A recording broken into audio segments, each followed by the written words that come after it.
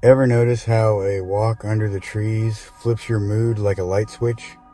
It's not just the whole carbon dioxide for oxygen thing. New research says being among trees changes us mentally and physically. A 2025 meta-analysis found forest bathing can reduce blood pressure, improve sleep, boost immunity, ease depression, ease anxiety, ease stress. Another UK study with UCL and NHS referrals saw big gains in positive emotions, heart rate variability, basically your nervous system finding its calm, and it performed as well as an established well-being program. Teens, they benefit too, with moderate to large bumps in mental well-being after guided sessions. Part of the magic is chemistry. Trees release phytoncides, natural antimicrobial oils.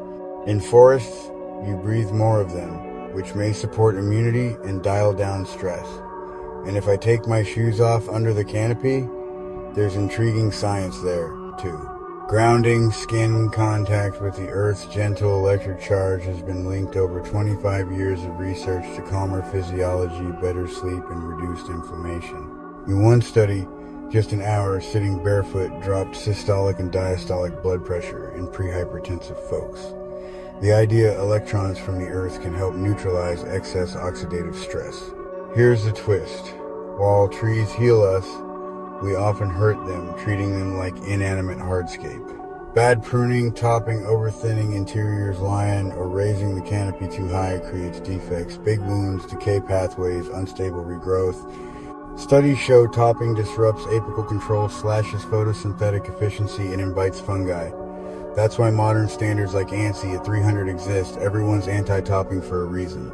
The International Society of Arboriculture notes healthy, well-maintained trees can raise property value by 10-20%, while top trees do the opposite. So here's my simple recipe. Go stand with trees, breathe slow, maybe ground safely for a few minutes, and give your trees the same respect they give you.